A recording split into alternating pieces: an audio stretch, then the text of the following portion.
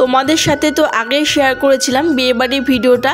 আজকে সবাই মিলে চলে গেলাম একটা জন্মদিনের অনুষ্ঠানে। সো হ্যালো এভরিওয়ান, আমি শুক্লা। আমার একটা নতুন ফেসবুক ব্লগে তোমাদের অনেক অনেক ওয়েলকাম ও অনেক ভালোবাসা। আশা করি তোমরা সবাই খুব ভালো আছো, আমিও ভালো আছি। জন্মদিনটা কিন্তু ছিল আমার মামা শ্বশুরের ছেলের ছেলে, আর আমরা সবাই মিলে কিন্তু খুব মজা করেছি ওখানে। যেহেতু জন্মদিন বাড়িটা আমাদের বাড়ি থেকে বেশি দূরে নাই, তাই আমরা সবাই মিলে গেছিলাম আর কি। তো দেরি হয়ে গেছিলো একটু যেতেই। তো সন্ধ্যেবেলা যাচ্ছি দেখো রাস্তা দিয়ে, আর তখন কিন্তু খুব একটা ভিড় ছিল না। দেখি অনুষ্ঠান বাড়িটা ফাঁকা ফাঁকাই ছিল। বেশ সুন্দর করে কিন্তু বেলুন দিয়ে সারা বাড়িটা সাজিয়েছিল, আর গেটটা কিন্তু করেছিল পুরো বেলুনেরই। আমার কিন্তু খুবই ভালো লেগেছে। তারপরে দেখো আমরা বাড়ির সবাই মিলে চলে এসেছি একদম ফুচকা খেতে। বেশ স্পেশালি করে দিদিভাই বললো একটু ফুচকা বানাও, তো আমাদের জন্য খুব ভালো করে ছেলেটা ফুচকা বানিয়ে দিয়েছিল। তোমরা তো আগাগোড়াই জানো সবসময় যে আমি ফুচকাটা খেতে বেশি ভালোবাসি। তো ফুচকা অনেকটাই খেয়েছি, তারপরে একটা কফি নিয়েছি, তারপরে চলে গেছি কিন্তু একদম মেন কোর্স। প্রথমে প্লেট, তারপরে লেবু, তারপরে বার্থডে কেক। আর জন্মদিন মানে কিন্তু বার্থডে কেক আমাদের জন্য ছিল, তো আমাদের সবাইকে দিয়ে দিল। আর সাথে ছিল কিন্তু ফিশ ফ্রাই, আর সাথে ছিল চাটনিটা ভীষণ সুন্দর ছিল খেতে। আর এরা বেশ স্পেশালি লম্বা লম্বা করে একটু বেগুন ভাজা করেছিল পেঁয়াজ ডালের সাথে। ডালটাও ছিল অপূর্ব টেস্ট কিন্তু। আর এখানে কিন্তু কাতলা মাছটাও খুব টেস্টি বানিয়েছিল। রান্নাবান্না কি বলবো, এক কথায় অসাধারণ হয়েছিল। ফ্রাইড রাইসের সাথে দিয়েছিল চিকেন কষা, তো সেটাও আমি খেয়ে দেখলাম ভালোই টেস্টি হয়েছিল।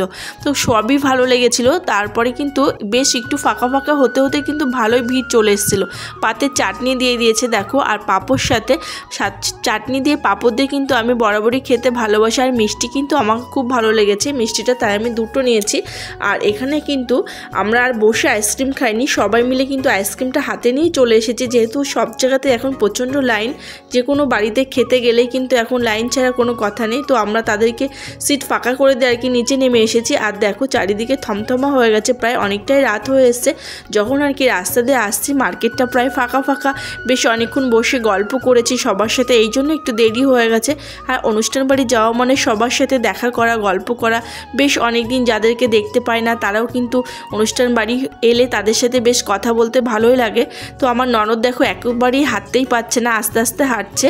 আর যখন আমরা না ফুচকা খাচ্ছিলাম তখন কিন্তু ভীষণ ঝাল দিয়ে ফেলেছিল বলে আমার নাতি ছেলেটা পাশে কিন্তু শুষাচ্ছিল।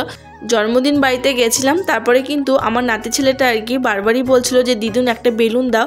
তো ওখান থেকে আমি একটা বেলুন ওকে বেলুন দিয়েছিলাম। তো বেলুন পেয়ে ও তো ভীষণ খুশি। বাচ্চা তো সবসময় বেলুন পেলে মজাই করে বরাবরই। আর আমি যখনই আমাদের বাড়ি কোনো অনুষ্ঠান হয় বা জন্মদিন হয়, যখনই যেখানে যায়, যদি পুচকিটা যায় না, আমি তার জন্য সবসময় বেলুন ওকে দিই হাতে। আর ও ভীষণ খুশি হয়ে গেছে। আর এখানে ছিল দুটো পুচকু বাচ্চা, তাদেরকেও নিয়ে আমি খুব মজা করলাম।